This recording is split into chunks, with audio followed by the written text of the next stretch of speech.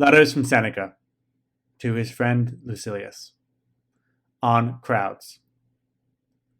Do you ask me what you should regard as especially to be avoided? I say, crowds, for as yet you cannot trust yourself to them with safety. I shall admit my own weakness, at any rate, for I never bring back home the same character that I took abroad with me.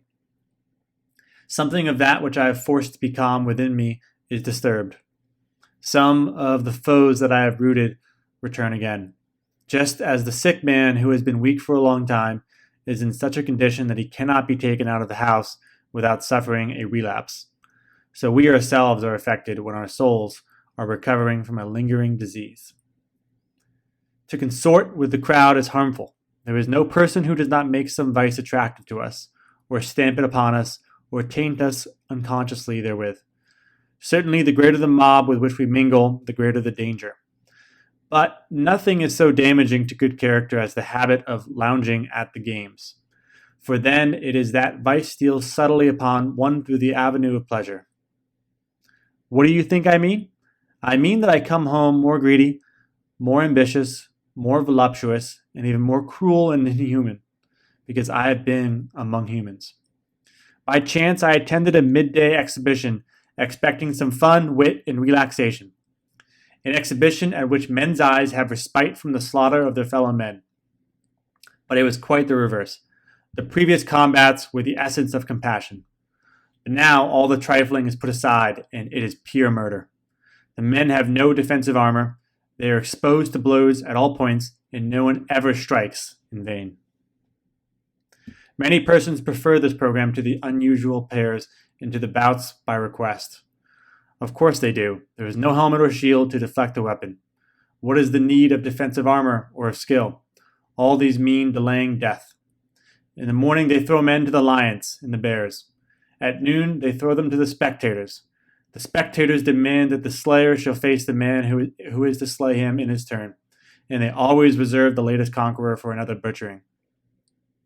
The outcome of every fight is death, and the means are fire and sword. This sort of thing goes on while the arena is empty. You may retort, but he was a highway robber. He killed a man. And what of it? Granted that, as a murderer, he deserved this punishment, what crime have you committed, poor fellow, that you should deserve to sit and see the show? In the morning they cried, kill him, lash him, burn him. Why does he meet the sword in so cowardly a way? Why does he strike so feebly? Why doesn't he die game? Whip him to meet his wounds. Let them receive blow for blow, with chest bare and exposed to the stroke. And when the game stopped for the intermission, they announce a little throat cutting in the meantime, so that there may still be something going on. Come now, do you not understand that even this truth, that a bad example reacts on the agent? Thank the immortal gods that you are teaching cruelty to a person who cannot learn to be cruel. The young character, which cannot hold fast to righteousness, must be rescued from the mob. It is too easy to side with the majority. Even Socrates, Cato, and Lilas may have been shaken in their moral strength by a crowd that was unlike them. So true it is that none of us, no matter how much he cultivates his abilities, can withstand the shock of faults that approach, as it were, with so great a retinue. Much harm is done by a single case of indulgence or greed. The familiar friend, if he be luxurious, weakens and softens us imperceptibly. The neighbor, if he be rich, rouses our covetousness. The companion, if he be slanderous, rubs off some of his rust upon us, even though we be spotless and sincere. What then do you think the effect will be on character when the world at large assaults it? You must either imitate or loathe the world, but both courses are to be avoided.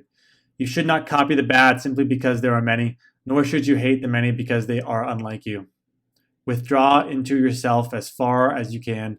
Associate with those who will make a better man of you. Welcome those whom you yourself can improve. The process is mutual, for men learn while they teach. For there is no reason why pride in advertising your abilities should lure you into publicity, so that you should desire to recite or harangue before the general public. Of course, I should be willing for you to do so if you had a stock in trade that suited such a mob. As it is, there is not a man of them who can understand you. One or two individuals will perhaps come in your way, but even these will have to be molded and trained by you so that they will understand you. You may say, for what purpose did I learn all these things? But you need not fear that you have wasted your efforts. It was for yourself that you learned them. In order, however, that I may not today have learned exclusively for myself, I shall share with you 3 excellent sayings of the same general purport, which have come to my attention. This letter will give you one of them as payment of my debt. The other 2 you may accept as a contribution in advance. Democritus says, one man means as much to me as a multitude, and the multitude only as much as one man. The following also was nobly spoken by someone or other, for it was doubtful who the author was. They asked him what was the object of all this study applied to an art that would reach but very few. He replied, I am content with few, content with one, content with none at all. The third saying, and a noteworthy one too, is by Epicurus, written to one of the partners of his studies. I write this not for the many, but for you. Each of us is enough of an audience for the other. Lay these words to your heart, Lucilius, that you may scorn the pleasure which comes from the applause of the majority. Many men praise you, but have you any reason for being pleased with yourself? If you are a person whom the many can understand, your good qualities should face inwards. Farewell.